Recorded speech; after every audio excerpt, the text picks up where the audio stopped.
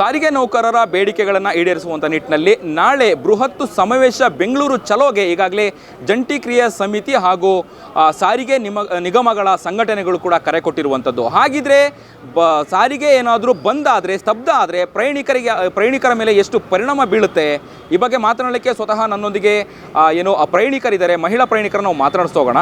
Madam, ಒಂದು ವೇಳೆ ಬಂದಾದರೆ, ಸಾರಿಗೆ ಸ್ತಬ್ಧ ಆದರೆ ಏನು ಸಮಸ್ಯೆ ಆಗುತ್ತೆ ನಿಮಗೆ ಅನ್ನುವಂಥದ್ದು? ನಮಗೆ ಏನು ಸಮಸ್ಯೆ ಆಗಲ್ಲ ಸರ್. ಯಾಕಂದರೆ ಕಂಡಕ್ಟರ್ ಡ್ರೈವರೆಲ್ಲ ತುಂಬ ಕಷ್ಟ ಬೀಳ್ತಾರೆ, ನೈಟ್ ಡ್ಯೂಟಿ ಮಾಡ್ತಾರೆ, ತುಂಬ ಸಮಸ್ಯೆ ಆಗುತ್ತೆ. ಅವರು ಹೆಂಡತಿ ಮಕ್ಕಳೆಲ್ಲ ಬಿಟ್ಟು ಎಲ್ಲ ತೊಂದರೆ ಆಗುತ್ತಲ್ಲ, ಅವ್ರೂ ಫಾರಮ್ ಬಟ್ಟರು ಇದು ಮಾಡಲೇಬೇಕು ಸರ್, ಹೋರಾಟ ಮಾಡಲೇಬೇಕಿದು. ಯಾಕಂದರೆ ಅವ್ರದ್ದು ಸಮಸ್ಯೆ ನೋಡು ಇರುತ್ತಲ್ಲ, ಜನರು ತೊಂದರೆ ಆಗುತ್ತೆ, ಇಲ್ಲ ಅಂದೆಲ್ಲ. ಯಾಕಂದರೆ ಜನರು ನಾವು ಸೇಫ್ಟಿ ನೋಡಬೇಕು.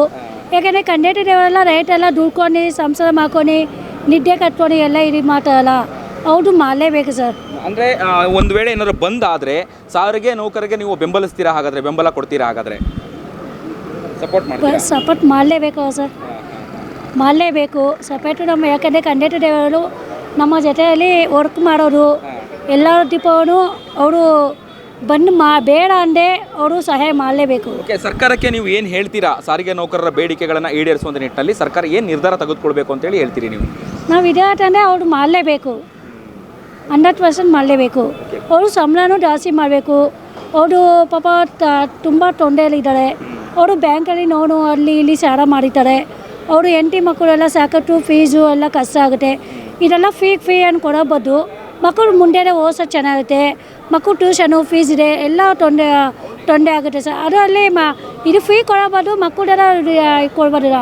ಅಂದರೆ ಶಕ್ತಿ ಯೋಜನೆ ಬೇಡ ಆಗಿತ್ತಾ? ಮಹಿಳೆಯರಿಗೆ ಉಚಿತವಾದಂತಹ ಬಸ್ಸು ಟಿಕೆಟ್ ಬೇಡ ಆಗಿತ್ತಾ ಅನ್ನುವಂಥದ್ದು ಏನು ಹೇಳ್ತಿದ್ದೀರಾ ನೀವು ಅಂತೇಳಿ?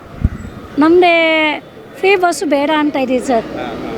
100% ಫ್ರೀ ಬಸ್ಸು ಬೇಡ ಅನಿಸೈತೆ. ಯಾಕೆಂದರೆ ಮಕ್ಕಳು ಎಲ್ಲ ಹಾಳು ಮಾಡ್ಕೊತಾ ಇದ್ದಾರೆ ತುಂಬ ಜನ. ಅವರು ಬೇಕಾಗಿಲ್ಲ ನಮ್ಮದೇ ಅಷ್ಟೇ. ಕಂಡಕ್ಟರ್ ಎಲ್ಲ ಸಂಬಳ ಜಾಸ್ತಿ ಮಾಡಬೇಕು, ಅಗ್ರಿಮೆಂಟ್ ಎಲ್ಲ ಮಾಡಲೇಬೇಕು ಅಂತ ಇದೆ ಸರ್. ಇದು ಸೇಕ್ ಮಾಡಬೇಕು ಅವಶ್ಯಕತೆ ಇಲ್ಲ ನಮ್ಮದೇ.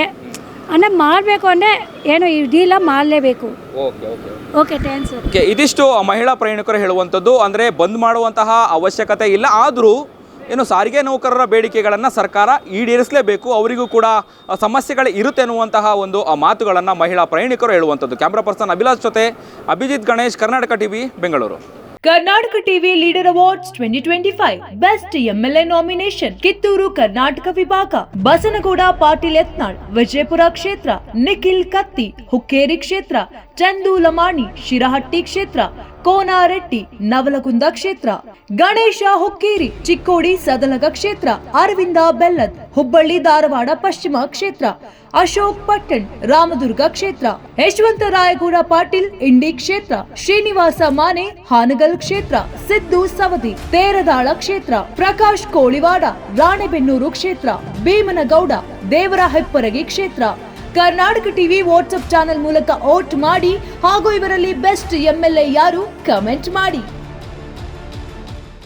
ನೀವು ಸಣ್ಣ ಆಗ್ಬೇಕಲ್ವಾ? ಅದು ಒಂದು ಉತ್ತಮ ಆಹಾರದಿಂದ ಸಣ್ಣ ಆಗ್ಬೇಕಲ್ವಾ? ಪ್ರತಿದಿನ ನಮ್ಮ ಜೀನಿ ಸ್ಲಿಮ್ನ ಯೂಸ್ ಮಾಡಿ ಯಾವುದೇ ಸೈಡ್ ಎಫೆಕ್ಟ್ ಇಲ್ದಂಗೆ ನೀವು ಸಣ್ಣ ಆಗ್ತೀರಾ.